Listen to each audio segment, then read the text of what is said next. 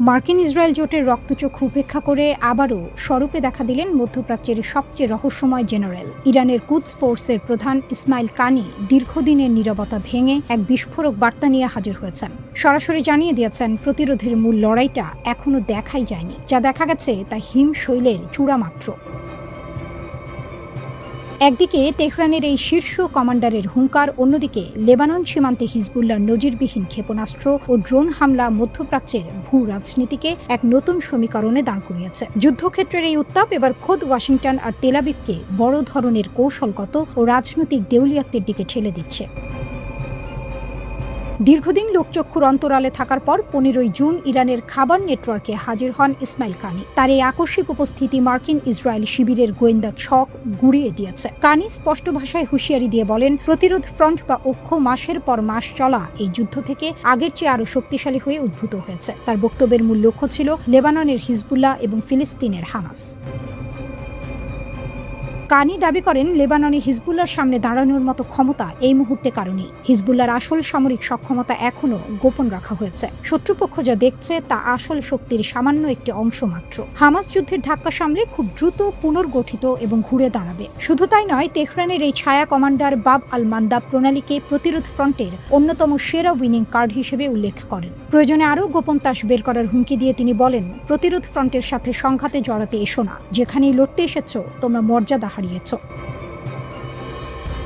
ইসমাইল কানির এই হুঙ্কারের বাস্তব প্রতিফলন দেখা গেছে হিজবুল্লাহর প্রকাশ করা একটি নতুন ভিডিওতে। 13 জুন হিজবুল্লাহ তাদের সামরিক শক্তি প্রদর্শনের অংশ হিসেবে একটি ব্যালিস্টিক ক্ষেপণাস্ত্র উৎক্ষেপণের দৃশ্য প্রকাশ করে। সামরিক পর্যবেক্ষকদের মতে এটি সাধারণ কোনো রকেট বা ড্রোন নয়, এটি ইরানের তৈরি আরমান বা আবাবিল ক্ষেপণাস্ত্র। এই প্রথম হিজবুল্লাহর হাতে এই স্তরের নিখুঁত এবং মারাত্মক প্রযুক্তির অস্ত্র দেখা গেল, যা তেহরান ও বৈরুতের মধ্যকার গভীর সামরিক আস্থার প্রমাণ।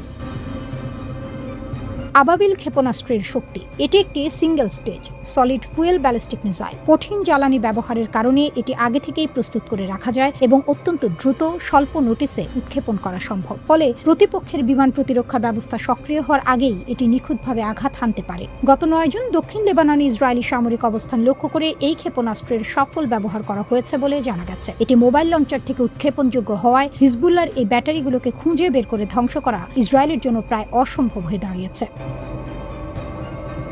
শুধু ক্ষেপণাস্ত্র নয়, মাঠ পর্যায়ে হিজবুল্লাহ তাদের হামলার তীব্রতা বহুগুণ বাড়িয়ে দিয়েছে। মাত্র 24 ঘন্টার ব্যবধানে ইসরায়েলি বাহিনীর ওপর 26টি পৃথক সামরিক অপারেশন চালিয়েছে তারা। দক্ষিণ লেবাননের ঐতিহাসিক ফ্ল্যাশ পয়েন্ট মাজদাল জুন, বিন্ত জুবাইল এবং মারুন আল রাশ এলাকায় এই হামলাগুলো চালানো হয়।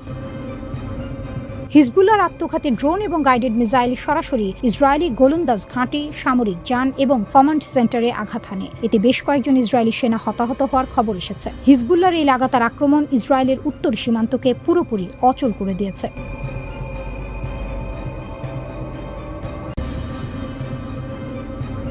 লোহার খাঁচায় সিংহকে বন্দী করলে সিংহ মরে না, সে শুধু রাগী হয়। আমেরিকা দশকের পর দশক ধরে ইরানকে নিষেধাজ্ঞার খাঁচায় পুড়ছে, ডলারের শিকল দিয়ে বেঁধেছে, আন্তর্জাতিক মঞ্চ থেকে ছুঁড়ে ফেলার চেষ্টা করেছে। কিন্তু তেহরান সেই খাঁচাকেই বানিয়ে নিয়েছে নিজের সিংহাসন। নিষেধাজ্ঞা একসময় ছিল আমেরিকার সবচেয়ে ধারালো অস্ত্র। কোনো দেশকে আন্তর্জাতিক অর্থব্যবস্থা থেকে কেটে বাদ দাও, সে এমনিতেই মাথা নোয়াবে। এই হিসাবেই চলছিল বছরের পর বছর। কিন্তু যুক্তরাষ্ট্র ইসরায়েল যুদ্ধ সেই হিসাবের খাতাটাকে উল্টে দিয়েছে। বিশ্লেষকরা এখন এক বাক্যে বলছেন, নিষেধাজ্ঞা তার ধার হারিয়েছে। আমেরিকার শক্তির মূল রহস্য একটাই, ডলার। বিশ্বের 80% তেল কেনাবেচা হয় ডলারে। বৈশ্বিক রিজার্ভের 57% এখনো ডলারে বাঁধা। এই একচেটিয়া দাপটকে ব্যবহার করেই ওয়াশিংটন যুগের পর যুগ ইরানের নাকে দড়ি পরিয়ে রেখেছে। কিন্তু ইরান এখন সেই দড়ি কাটছে, এবং এমন ছুরি দিয়ে কাটছে যেটা অদৃশ্য, যেটা ধরা যায় না, যেটার কোনো ঠিকানা নেই। নাম তার ক্রিপ্টোকারেন্সি। চেইন অ্যানালাইসিসের তথ্য চমকে দেওয়ার মতো। 2025 সালে নিষেধাজ্ঞাভুক্ত প্রতিষ্ঠানগুলোতে ক্রিপ্টোর প্রবাহ বেড়েছে 694%, 59 বিলিয়ন থেকে 1,154 বিলিয়ন ডলার। ইরান সেই ক্রিপ্টোকে রূপান্তর করছে চীনের রেনমিনবিতে, আর সেই অর্থ দিয়ে রাশিয়া ও এশিয়ার দেশগুলোর সাথে চালিয়ে যাচ্ছে বাণিজ্য। ডলারকে সম্পূর্ণ পাশ কাটে। ব্লকচেইনের গলিপথ দিয়ে ইরান গড়ে তুলছে এক সমান্তরাল অর্থনীতি, যেখানে আমেরিকার পদচিহ্নও পৌঁছায় না। হরমুজ প্রণালী পৃথিবীর শক্তির শিরা। এই সরু জলপথ দিয়ে প্রতিদিন যে পরিমাণ তেল বয়ে যায় তার মূল্য কল্পনা করা কঠিন। আর এই কণ্ঠনালীর নিয়ন্ত্রণ ইরানের হাতে। এটা ভূগোলের দান, কেউ কেড়ে নিতে পারবে না। ইরান এখন সেই ভূগোলকে অর্থনীতিতে পরিণত করেছে। হরমুজ দিয়ে যাওয়া প্রতিটি জাহাজ থেকে ব্যারেল প্রতি ফি আদায় হচ্ছে। পরিশোধ করতে হচ্ছে বিটকয়েন অথবা রেনমিনবিতে, ডলারে নয়। উপসাগরীয় অঞ্চলে এখন ভাসছে প্রায় 175 মিলিয়ন ব্যারেল তেলবাহী জাহাজ। এই বিশাল বহর থেকে আংশিক রাজস্ব আদায়ও $1000 কোটি সমান। আমেরিকা অবরোধ দিয়েছে সমুদ্রে, আর ইরান সেই সমুদ্র থেকেই রাজস্ব তুলছে। এর চেয়ে বড় শ্লেষ আর কি হতে পারে? ব্যাংক নেই, কাগজ নেই, রেকর্ড নেই। হাওয়ালা পদ্ধতিতে অর্থ হাওয়ায় মিলিয়ে যায় এক প্রান্তে, আর অন্য প্রান্তে প্রকট হয়ে ওঠে কোনো নিশানা ছাড়াই। এই প্রাচীন পদ্ধতি আজ নতুন জীবন পেয়েছে। ইরান বিশ্বের বিভিন্ন দেশে শেল কোম্পানি খুলেছে, বিশ্বস্ত নেটওয়ার্ক তৈরি করেছে, পারস্পরিক লাভের সম্পর্ক বুনেছে। যেসব দেশ এই জালে যুক্ত তারাও লাভবান হচ্ছে, তাই বেরিয়ে যাওয়ার কোনো কারণ তারা খুঁজে পাচ্ছে না। পণ্য বিনিময়ের পথও আবার খুলেছে। শ্রীলঙ্কার সাথে চায়ের বিনিময়ে ঋণ শোধ হয়েছে। পাকিস্তান, ভারত, রাশিয়ার সাথে বার্টার চুক্তির দরজা খুলছে একের পর এক। হরমুজকেও ভবিষ্যতে এই বিনিময় অর্থনীতির কেন্দ্র হিসেবে গড়ে তোলার পরিকল্পনা চলছে। বিশেষজ্ঞরা বলছেন, এই যুদ্ধের সবচেয়ে বড় বিড়ম্বনা হলো যারা ফাঁদ পেতেছিল তারা নিজেরাই ফাঁদে পড়েছে। ইরানকে একঘরে করতে গিয়ে তার বিকল্প নেটওয়ার্ক আন্তর্জাতিকভাবে আরো বিস্তৃত হয়েছে। ডলারের ঘর ভাঙতে গিয়ে রেনমিনবির ঘর আরো মজবুত হয়েছে। ডলারের পতন রাতারাতি আসবে না। রেনমিনবির অংশ এখনো মাত্র 2%, কিন্তু যে বীজ আজ বোনা হচ্ছে সেই বীজ থেকে একদিন এমন এক বৃক্ষ জন্মাবে যার ছায়ায় আমেরিকার নিষেধাজ্ঞার অস্ত্র চিরতরে মরিচা ধরে যাবে। পারস্য উপসাগরের উত্তাল হাওয়ায় এখন নতুন একটি প্রশ্ন ঘুরপাক খাচ্ছে। বুশহরে কি আবার জ্বলে উঠবে পরমাণু চুল্লির আলো? কারণ যুদ্ধের ধুলো কিছুটা থিতু হতে না হতেই ইরান হাত বাড়িয়েছে রাশিয়ার দিকে। মস্কোর পরমাণু বিশেষজ্ঞদের ফিরিয়ে আনার তোড়জোড় শুরু হয়েছে তেহরানে।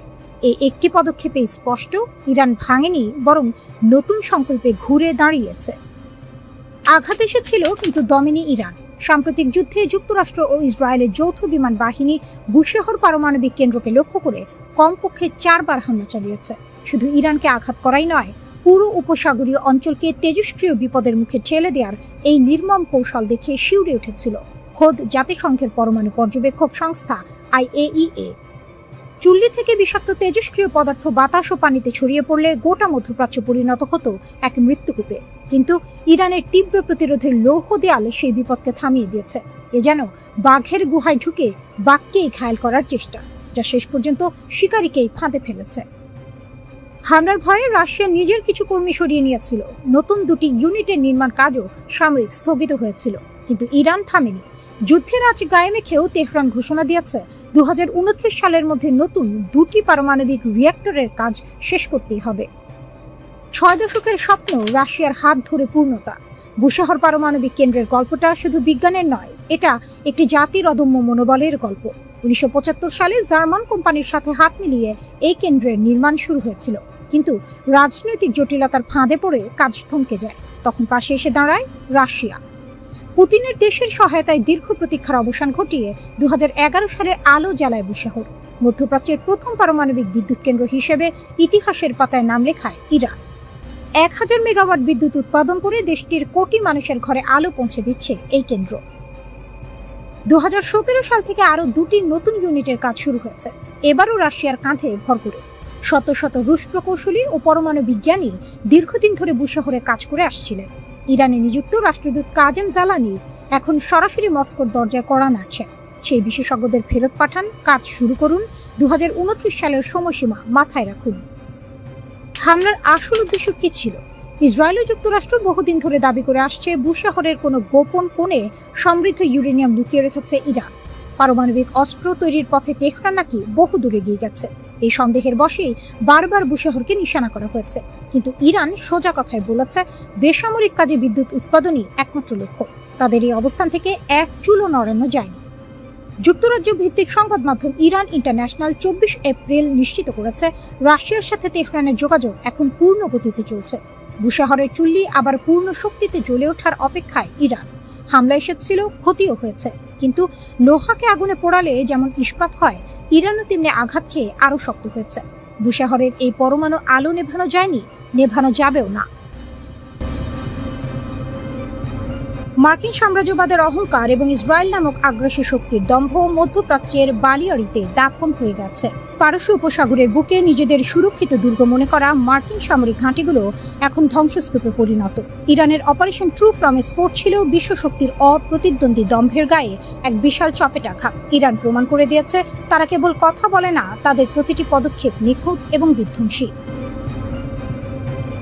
অতি দর্পে হতলঙ্কা। মার্কিন যুক্তরাষ্ট্রের ক্ষেত্রে এই প্রবাদটি আজ ধ্রুব সত্য হয়ে দাঁড়িয়েছে। তারা নিজেদের সামরিক সক্ষমতাকে অজেয় মনে করত, ভেবেছিল আকাশপথে তাদের কোনো স্পর্শ করার ক্ষমতা কারণে। কিন্তু ইরানের মিসাইল ও ড্রোনের ঝাপটায় তাদের সেই নিরাপত্তা ব্যবস্থা তাসের ঘরের মতো ভেঙে পড়েছে। এনবিসি নিউজের গোপন তথ্য ফাঁস হওয়া প্রতিবেদন থেকেই পরিষ্কার, মার্কিন ঘাঁটিগুলোতে ক্ষতির পরিমাণ বিলিয়ন ডলার ছাড়িয়েছে। এটি নিছক ক্ষয়ক্ষতি নয়, বরং সাম্রাজ্যবাদের পিঠের ওপর এক বিশাল বোঝা, মরার ওপর খাড়ার ঘা। অথচ এই বিপুল ধ্বংসলীলা তারা ঢাকঢোল পিটিয়ে আড়াল করার আপ্রাণ চেষ্টা চালাচ্ছে। পেন্টাগনের নীরবতাই বলে দিচ্ছে তারা নিজেদের ব্যর্থতা নিয়ে কতটা বিপাকে আছে।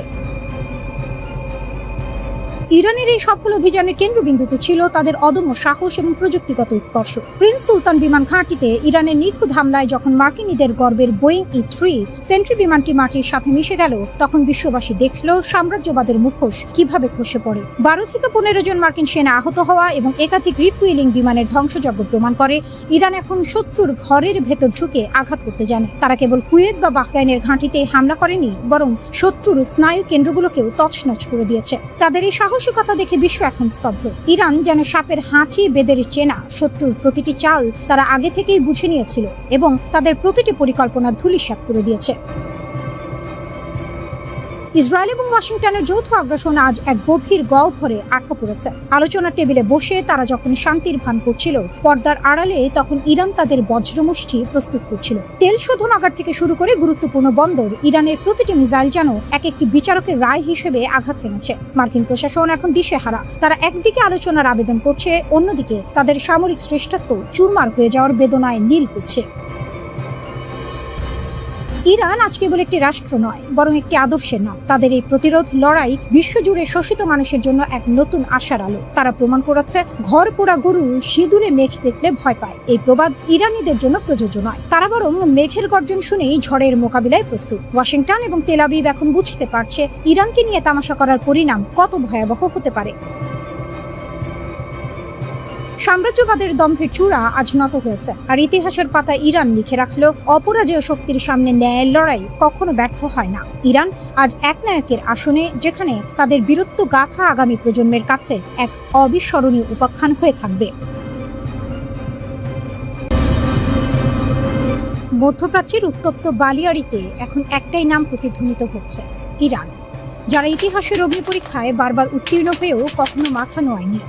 ইসরায়েল এবং মার্কিন যুক্তরাষ্ট্রের আগ্রাসনের মুখে ইরান আজ কেবল একটি রাষ্ট্র নয়, বরং একটি অকুতোভয় দুর্গ। দেশটির অলিগলি থেকে শুরু করে রাজপথ সর্বত্রই এখন প্রতিরোধের সুর। যখন চারদিকে যুদ্ধের দামামা, তখন ইরান দেখিয়ে দিল তারা কেবল কথার ফুলঝুরি ছড়ায় না, বরং হাতে কলমে জবাব দিতে জানে। ইরানের প্রতিরক্ষা মন্ত্রণালয়ের সাম্প্রতিক ঘোষণা অনুযায়ী দেশের 3 কোটি নাগরিক তাদের মাতৃভূমি রক্ষায় মরণপণ লড়াই করতে প্রস্তুত। একে নিছক পরিসংখ্যান ভাবলে ভুল হবে।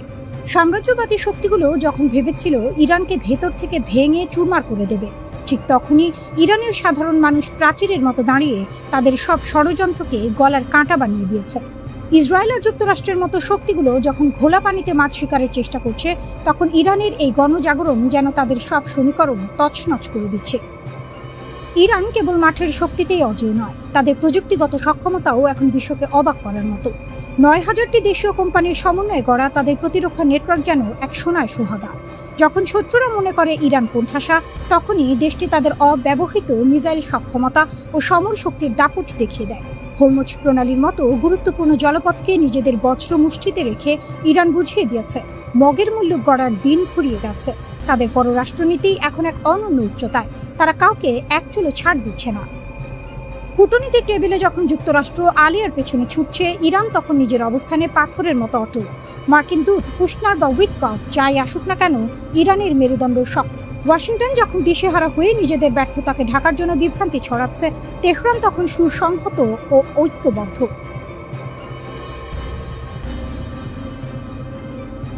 পাকিস্তানের মধ্যস্থতায় শান্তি আলোচনার নাটকীয়তায় যখন মার্কিন প্রশাসন কিং কর্তব্য বিমূঢ়, ইরান তখন স্পষ্ট ঘোষণা করেছে আত্মমর্যাদা বিকিয়ে কোনো আপোষ নয়।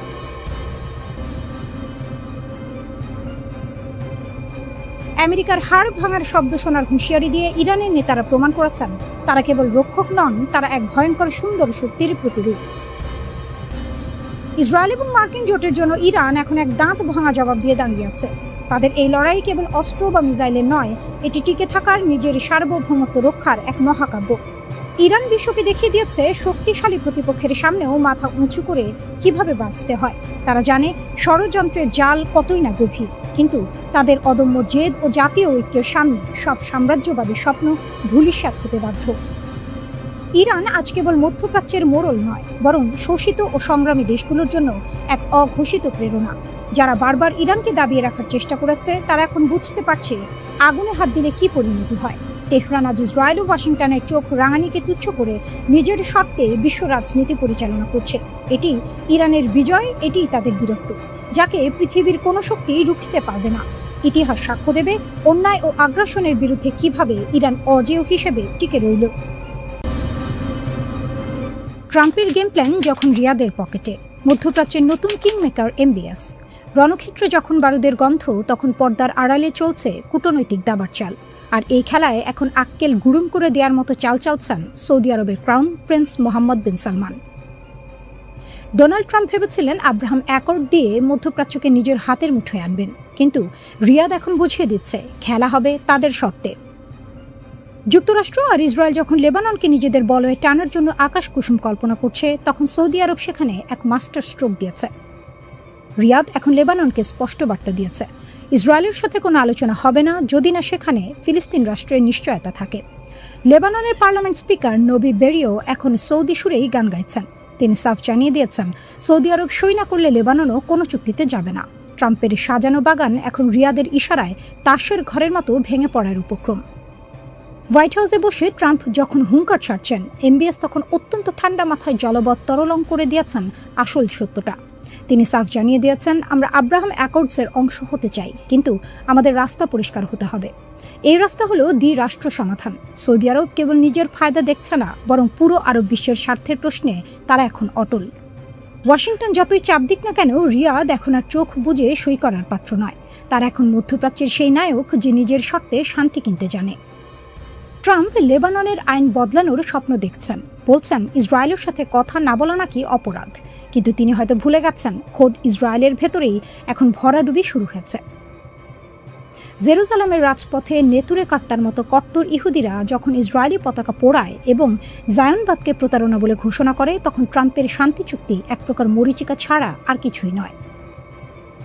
সৌদি আরব খুব ভালো করেই জানে অভ্যন্তরীণভাবে জরাজীর্ণ একটি রাষ্ট্রের সাথে তাড়াহুড়ো করে চুক্তি করা মানে নিজের পায়ে কুড়াল মারা। লেবাননের রাজনীতিবিদরা যখন নিজেদের মধ্যে দা কুমড়া সম্পর্ক বজায় রেখে দ্বিধা বিভক্ত, তখন সৌদি দূত ইয়াজেদ বিন ফারহান বৈরুতে গিয়ে পরিষ্কার করে দিয়েছেন তাড়াহুড়োর কোনো জায়গা নেই। ট্রাম্পের 3 সপ্তাহের যুদ্ধবিরতি হয়তো ক্ষণস্থায়ী শান্তি দেবে, কিন্তু স্থায়ী সমাধান আসলে কেবল রিয়াদের গ্রিন সিগন্যাল পেলে। এমবিএস এখন সেই অবস্থানে পৌঁছেছেন যেখানে হোয়াইট হাউসকেও বলতে হচ্ছে আমরা বিষয়টি নিয়ে আরও আলোচনা করব। মধ্যপ্রাচ্যের এই বিশৃঙ্খল পরিস্থিতিতে সৌদি আরব এখন আর কেবল একটি তেল সমৃদ্ধ দেশ নয়, তারা এখন এক অপরাজেয় পলিটিক্যাল জায়ান্ট। ট্রাম্পের ডিল অব দ্য সেঞ্চুরি এখন রিয়াদের ডাস্টবিনে যাবে নাকি বাস্তবে রূপ নেবে তা সম্পূর্ণ নির্ভর করছে এমবিএসের বুড়ো আঙুলের ইশারায়। সৌদি আরব প্রমাণ করে দিয়েছে মধ্যপ্রাচ্যের রাজনীতিতে তারা কোনো চুনোপুটি নয়, বরং তারাই হলো আসল হর্তাকর্তা, বিধাতা।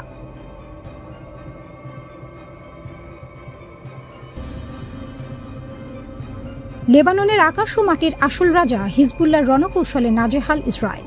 লেবানন সীমান্তে এখন আর কেবল কামানের গর্জন নেই, আছে আধুনিক প্রযুক্তির আক্কেল গুড়ুম করে দেওয়ার মতো এক লড়াই। ইসরায়েল ভেবেছিল তাদের অত্যাধুনিক হারমিস 450 ড্রোন দিয়ে লেবাননের আকাশে খবরদারি করবে, কিন্তু হিজবুল্লাহর ক্ষেপণাস্ত্রের আঘাতে সেই ড্রোন যখন মাটির দিকে মুখ থুবড়ে পড়ল, তখন পেন্টাগন থেকে তেল আবিব সবারই হাড়ের খবর ফাঁস হয়ে গেল। দক্ষিণ লেবাননের আকাশে ড্রোনের ধ্বংসাবশেষ আর দাউ দাউ করে জ্বলা আগুন এটাই প্রমাণ করে যে হিজবুল্লাহর আকাশ প্রতিরক্ষা এখন আরও শক্তিশালী। ইসরায়েলি বাহিনী যখন ভেবেছিল তারা দক্ষিণ লেবাননে নিজেদের নিরাপদ অঞ্চল তৈরি করে ফেলেছে, ঠিক তখনই হিজবুল্লাহ তাদের বাঘের ঘরে ঘোগের বাসা হয়ে দেখা দিয়েছে। বিস্ফোরককারী ড্রোন দিয়ে ইসরায়েলি সেনাদের উপর ঝটিকা আক্রমণ চালিয়ে হিজবুল্লাহ বুঝিয়ে দিয়েছে যে তারা কোনো চুনোপুটি নয়। কানারা গ্রামের কাছে ইসরায়েলি সেনাদের অবস্থানে ড্রোনের বিস্ফোরণ এবং নাহারিয়া বসতি লক্ষ্য করে ড্রোনের ঝাঁক বা সোয়ার্ম অ্যাটাক প্রমাণ করে যে হিজবুল্লাহর রণকৌশল এখন অনেক বেশি আক্রমণাত্মক এবং কার্যকর। ইসরায়েলের গর্বের ধন মেরকাভা ট্যাঙ্ক, যাকে কিনা তারা অপরাজয় মনে করত, হিজবুল্লাহর পেতে রাখা চেইন বোম এর আঘাতে সেই ট্যাঙ্কের এখন ভরা ডুবি দশা। তাইবে এলাকায় একটি সাজোয়া যানের এক বিশাল কনভয় হিজবুল্লাহর সুনিপুণ অ্যাম্বুশে পড়ে তছনছ হয়ে গেছে। পরপর দুটি বিস্ফোরণে 4টি অত্যাধুনিক মেরকাভা ট্যাঙ্ক যখন দাউ দাউ করে জ্বলছিল, তখন ইসরায়েলি বাহিনীর দম্ভ তাসের ঘরের মতো ভেঙে পড়েছে। এর আগে তারা দাবি করেছিল যে তারা 21টি মেরকাভা ধ্বংস করেছে, আর নতুন এই হামলা প্রমাণ করে যে হিজবুল্লাহর সামনে ইসরায়েলি ট্যাঙ্কগুলো অসহায়। হোয়াইট হাউসে বসে ডোনাল্ড ট্রাম্প যখন দাবি করছেন যে ইসরায়েল আর লেবাননের মধ্যে যুদ্ধবিরতি আরও 3 সপ্তাহ বাড়ানো হয়েছে এবং দুই দেশ একে অপরকে খুব পছন্দ করে, তখন বাস্তব পরিস্থিতি হলো কাজীর গরু কিতাবে আছে, গোয়ালে নেই। হিজবুল্লাহর আইন প্রণেতা হাসান ফাদলাল্লাহ স্পষ্ট জানিয়ে দিয়েছেন ইসরায়েলের তৈরি করা তথাকথিত ইয়েলো লাইন বা প্রতিরক্ষা রেখা তারা গুড়িয়ে দেবেন। ট্রাম্পের মধ্যস্থতা আর সরাসরি কূটনৈতিক আলোচনার আশ্বাস যখন কেবল ফাঁকা আওয়াজ হিসেবে শোনা যাচ্ছে, তখন হিজবুল্লাহর প্রতিরোধ লড়াই মাঠ পর্যায়ে ইসরায়েলকে কোণঠাসা করে ফেলেছে। কাগজে কলমে যুদ্ধবিরতির কথা বলা হলেও সীমান্তের উত্তেজনা এখন চরম সীমায়। হিজবুল্লাহর যোদ্ধারা যখন একের পর এক সারফেস 2 ইয়ার মিসাইল ছুটছে, তখন ইসরায়েলি বিমান বাহিনী নাভিশ্বাস উঠে যাচ্ছে। ইসরায়েল দাবি করেছে তারা লঙ্ঘন ঠেকাচ্ছে, কিন্তু হিজবুল্লাহর মতে এই যুদ্ধবিরতি এখন কেবল ডুমুরের ফুল। হিজবুল্লাহর স্পষ্ট বার্তা, যতক্ষণ না লেবাননের মাটি থেকে শেষ ইসরায়েলি সেনা বিদায় নিচ্ছে এবং আমেরিকানরা কোনো সুনির্দিষ্ট সুবিধা দিচ্ছে, ততক্ষণ এই লড়াই চলবে। মধ্যপ্রাচ্যে এই মহানাটকে হিজবুল্লাহ আজ সেই অদম্য শক্তি যারা কেবল কথার ফুলঝুরি নয়, বরং মাঠ পর্যায়ে ইসরায়েলি দম্ভকে ধুলোয় মিশিয়ে দেওয়ার ক্ষমতা রাখে। ইরান ও যুক্তরাষ্ট্রের মধ্যকার টানাপোড়েনের এই নতুন অধ্যায় যেন এক রুদ্ধশ্বাস নাটক। একদিকে ইরানের রাজপথে দাপিয়ে বেড়াচ্ছে প্রলয়ঙ্করী সব ব্যালিস্টিক মিসাইল, অন্যদিকে হোয়াইট হাউসে বসে প্রেসিডেন্ট ডোনাল্ড ট্রাম্পের যুদ্ধবিরতি বাড়ানোর নাটকীয় সিদ্ধান্ত। ভূ রাজনীতির এই রঙ্গমঞ্চে দুই পক্ষই এখন অগ্নি পরীক্ষার মুখোমুখি। ইরানের সামরিক প্রদর্শনী আর ওয়াশিংটনের কূটনীতি, সব মিলিয়ে বিশ্ব এখন এক অনিশ্চিত ভবিষ্যতের দিকে তাকিয়ে। তেহরান, কেরমান এবং আরিক শহরে ইরানি বিপ্লবী গার্ড বাহিনী IRGC যে মিসাইল প্যারেড করেছে, তা ছিল বিশ্ববাসীর জন্য একটি স্পষ্ট বার্তা। গাদার থেকে শুরু করে কোরআন শাহ, শত্রুর বুক কাঁপানো সব মিসাইল নিয়ে রাজপথে ইরানের এই মহড়া যেন প্রমাণ করছে মাসব্যাপী যুদ্ধ বা মার্কিন অবরোধে তারা একটুও দমে যায়নি। IRGCর দাবি, যুদ্ধবিরতির এই সময়টুকু তারা কাজে লাগিয়ে ক্ষেপণাস্ত্র ও ড্রোন লঞ্চার তৈরির গতিকে যুদ্ধের আগের চেয়েও বাড়িয়ে দিয়েছে। মাটির নিচে গড়ে তোলা বিশাল মিসাইল সিটি আর অস্ত্রের ভান্ডার নিয়ে ইরানের এই গর্বিত ভঙ্গি যেন গাছে কাঁঠাল গোফে তেল দেওয়ার মতো। তারা নিশ্চিত যে তারা পরাজয় মানবে না। তাদের এই আস্ফালন বিশ্বকে জানান দিচ্ছে ইরান তার শক্তিমত্তার বিচারে এখনো অটল। প্রেসিডেন্ট ডোনাল্ড ট্রাম্পের যুদ্ধবিরতি বাড়ানোর ঘোষণাটি যেন এক সাপের ছুঁচো গেলা অবস্থা। আগে যুদ্ধবিরতি বাড়াতে অনীহা প্রকাশ করলেও শেষ মুহূর্তে পাকিস্তানের মধ্যস্থতায় তিনি সুর বদলেছেন। ট্রাম্পের দাবি, নতুন কোনো প্রস্তাব না আসা পর্যন্ত এই যুদ্ধবিরতি বহাল থাকবে। ট্রাম্প প্রশাসন একদিকে বলছে ইরানকে রুখতে তাদের সামরিক প্রস্তুতি তুঙ্গে, অন্যদিকে পাকিস্তানের অনুরোধে যুদ্ধবিরতি বাড়াচ্ছে। ট্রাম্প প্রশাসন হয়তো ভাবছে সময় ক্ষেপণ করে তারা নিজেদের কৌশল গুছিয়ে নেবে, কিন্তু বাস্তবতা ভিন্ন। ইরানের পাল্টা হুমকি, যে কোনো আক্রমণ হলে দাঁত ভাঙা জবাব দেওয়া হবে, স্পষ্ট করে দিচ্ছে যে ইরানের সাথে তাদের এই যুদ্ধ এক দীর্ঘমেয়াদী সংঘাতের দিকেই ধাবিত হচ্ছে। যুক্তরাষ্ট্রের ট্রেজারি সেক্রেটারি বলছেন ইরানকে অর্থনৈতিকভাবে পঙ্গু করতে তাদের ম্যাক্সিমাম প্রেসার বা সর্বোচ্চ চাপের নীতি অব্যাহত থাকবে। মার্কিন নৌ অবরোধে ইরানের বন্দরগুলো এখন কার্যত অচল। একে ইরান যুদ্ধের ঘোষণা হিসেবে দেখছে। একদিকে অস্ত্রের অভাব ও অর্থনৈতিক অবরোধ, অন্যদিকে ইরানের অদম্য জেদ। এই পরিস্থিতির মধ্যে কূটনীতির আলো দেখাটা এখন আকাশ কুসুম কল্পনা ছাড়া আর কিছুই নয়। ইরান মনে করছে তারা কেবল আকাশপথেই নয়, বরং আঞ্চলিক প্রভাবের লড়াইয়েও যুক্তরাষ্ট্রকে কোণঠাসা করে ফেলেছে। তাদের ভাষায় যুক্তরাষ্ট্র লেবানন থেকে শুরু করে পুরো অঞ্চল জুড়েই তাদের প্রভাব হারিয়েছে। ইরানের Islamic revolutionary guard corps IRGC Hormuz প্রণালী থেকে 2টি জাহাজ জব্দ করে সেগুলোকে ইরানের উপকূলে নিয়ে গেছে। আইআরজিসি বলেছে, হরমুজ প্রণালীতে শৃঙ্খলা ও নিরাপত্তা বিঘ্নিত করা ইরানের জন্য একটি রেড লাইন হিসেবে বিবেচনা করা হয়। এর আগে খবরে বলা হয়েছিল ইরানের উপকূলে একটি জাহাজে গুলি চালানো হয়েছে। এছাড়া ওমান উপকূলে হামলার শিকার হয়ে আরেকটি জাহাজ ক্ষতিগ্রস্ত হয়েছে। বর্তমান পরিস্থিতি এমন এক জট পাকানো অবস্থায় পৌঁছেছে যে আলোচনার টেবিল বা যুদ্ধের ময়দান কোথাও কোনো পক্ষই ছাড় দিতে রাজি নয়। ইরান ও আমেরিকা উভয় পক্ষই শান্তির পায়রা ওড়ানোর বদলে শান দিচ্ছে যুদ্ধের মারণাস্ত্রে। তেহরান থেকে ওয়াশিংটন কূটনীতির টেবিলে এখন কেবলই ছেঁড়া কাঁথায় শুয়ে লাখ টাকার স্বপ্ন দেখার মতো অনিশ্চয়তা। ইরানের তাসনিম নিউজ এজেন্সির দাবি অনুযায়ী তেহরান কেবল প্রস্তুতি নয়, বরং যুদ্ধের দ্বিতীয় ইনিংসের জন্য জমিয়ে রেখেছে নতুন সারপ্রাইজ। 28 ফেব্রুয়ারি শুরু হওয়া এই লড়াইয়ে ইরান ইতিমধ্যে অপারেশন ট্রু প্রমিস 4 এর মাধ্যমে পশ্চিম এশিয়ায় মার্কিন ঘাঁটি এবং ইসরায়েলি অবস্থানে ড্রোন ও ক্ষেপণাস্ত্রের বৃষ্টি বইয়ে দিয়েছে।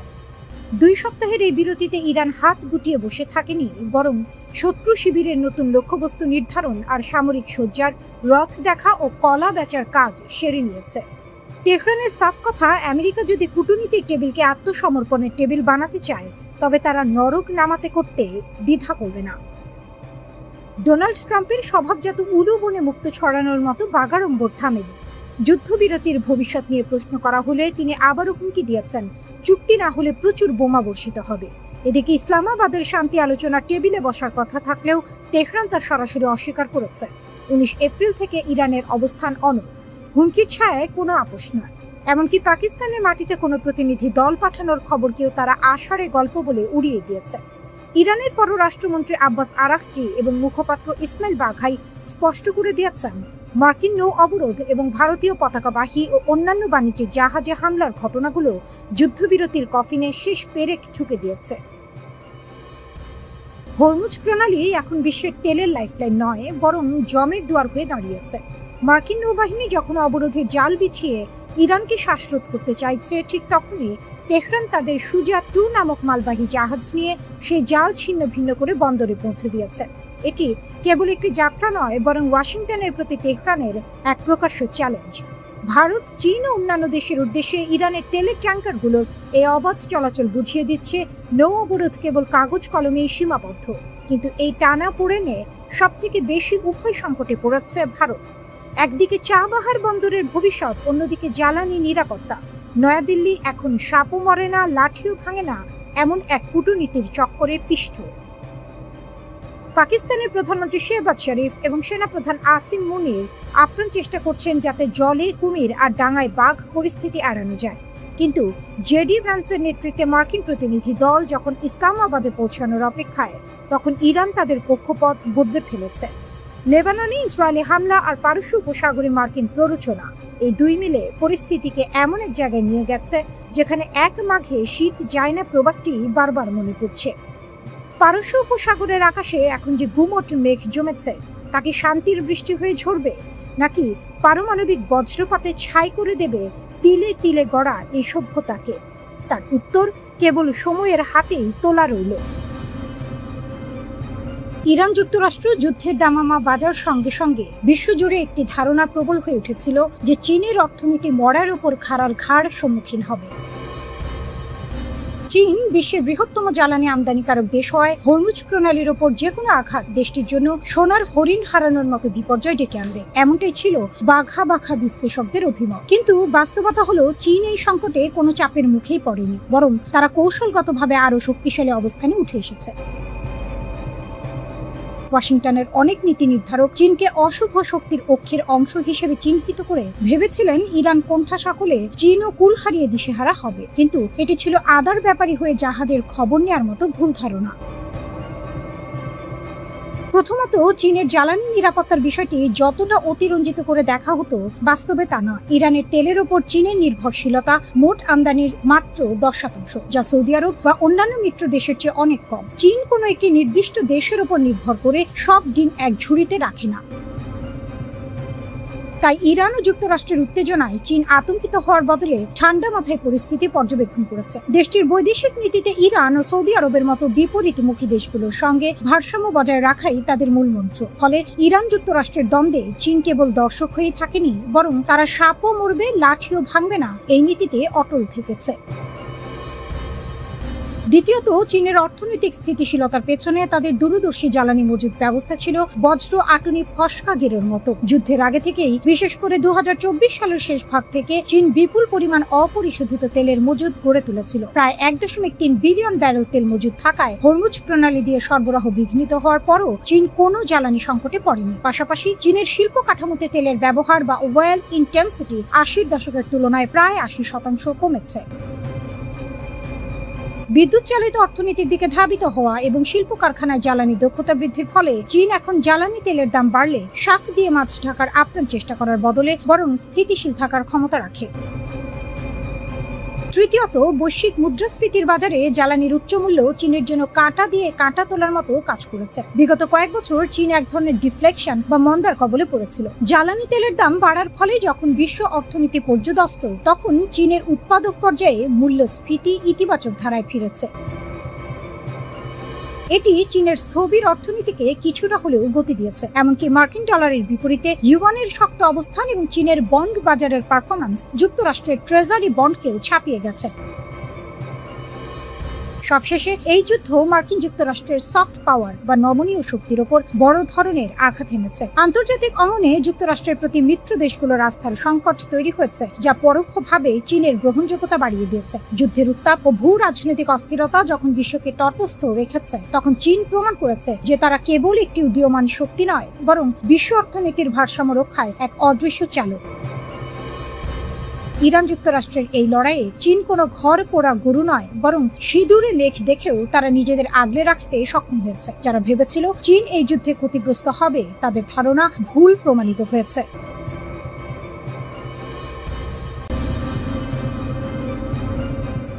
আকাশ কুসুম কল্পনা করা এক দুর্বৃত্ত ব্যক্তির মুখে সজোরে চপেটাঘাত। মেহেদী হাসান এনডিটিভিকে দেওয়া সাক্ষাৎকারে অত্যন্ত স্পষ্টভাবে দেখিয়েছেন যে তথাকথিত শক্তিশালী দেশগুলো যখন মনে করেছিল এক সপ্তাহে ইরানকে ধূলিসাৎ করে দেবে, তখন তাদের সেই ধারণা আজ বালির কাঁধের মতো ভেঙে পড়েছে। যুদ্ধের ব্যাকরণে একটি কথা প্রচলিত আছে, দুর্বল শক্তি যদি হার না মানে তবে দিন শেষে তারাই বিজয়ী।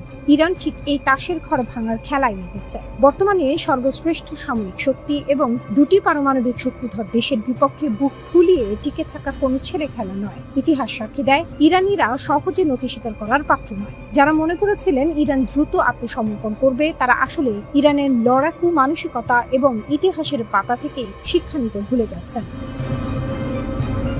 মেহেদী হাসান এখানে ইউক্রেনের উদাহরণ টেনেছেন।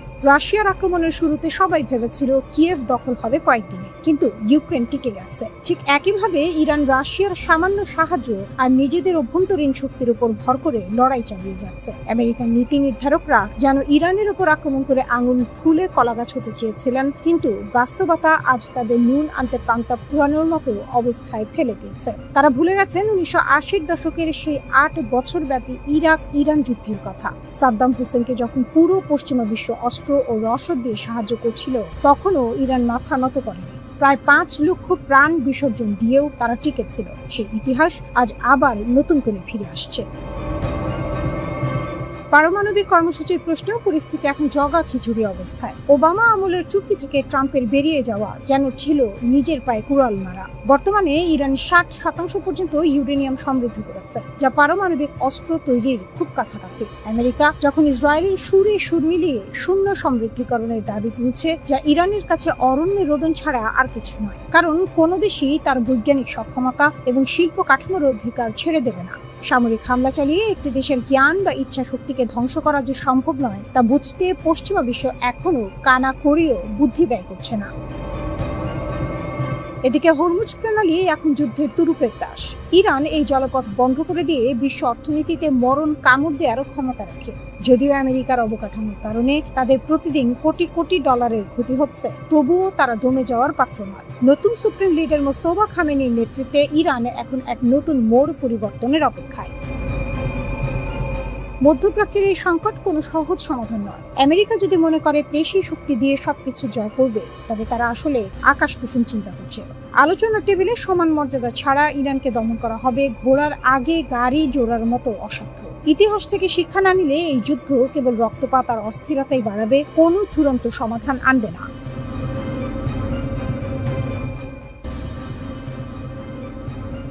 মহাকাশের কক্ষপথে থাকা এক চীনা স্যাটেলাইট এখন ইরানের সামরিক কৌশলে এনেছে আমূল পরিবর্তন। একে সামরিক বিশ্লেষকরা অভিহিত করছেন গেম চেঞ্জার হিসেবে। আগে যেখানে ইরানের ক্ষেপণাস্ত্র হামলার লক্ষ্যভ্রষ্ট হওয়ার ঝুঁকি ছিল, এখন চীনা প্রযুক্তির ছোঁয়ায় তা যেন তীরের মতো লক্ষ্যভেদী। এটি কেবল প্রযুক্তির উন্নয়ন নয়, বরং ভূ রাজনীতির মোড় ঘুরিয়ে দেওয়ার এক নিখুঁত চাল।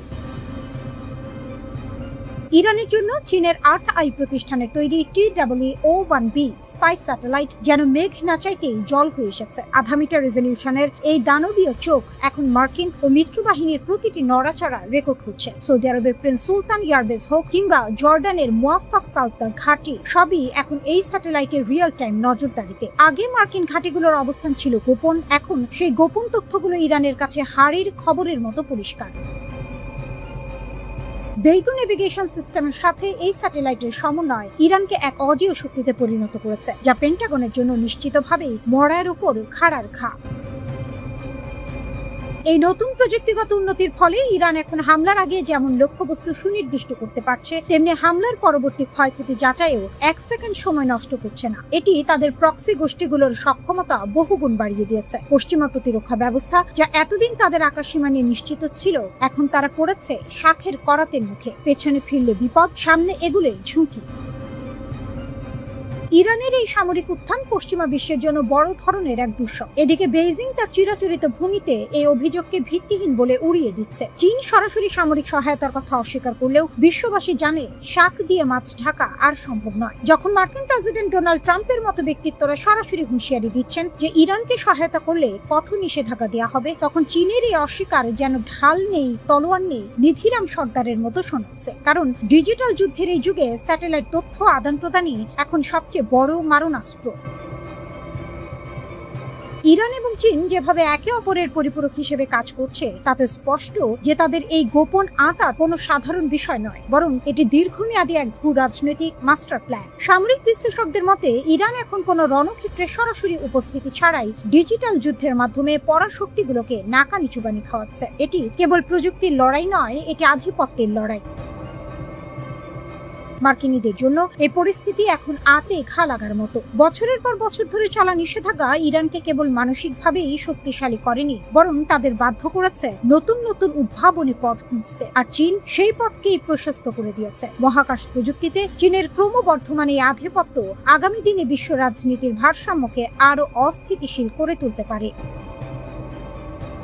ইরান ও চীনের এই প্রযুক্তিগত মৈত্রী বিশ্বকে নতুন এক বাস্তবতার সামনে দাঁড় করিয়ে দিয়েছে। আমেরিকা এবং তার মিত্ররা যদি এখনই নিজেদের প্রতিরক্ষা কৌশলে আমূল পরিবর্তন না আনে, তবে ভবিষ্যতে তাদের জন্য বাঘের ঘরে ঘোগের বাসা বাঁধার মতো পরিস্থিতি তৈরি হওয়া কেবল সময়ের ব্যাপার। বিশ্ববাসী এখন দেখছে কিভাবে প্রযুক্তি আর কূটনীতির মিশেলে একটি ছোট দেশ বিশ্ব শক্তির দর্প চূর্ণ করতে সক্ষম হয়।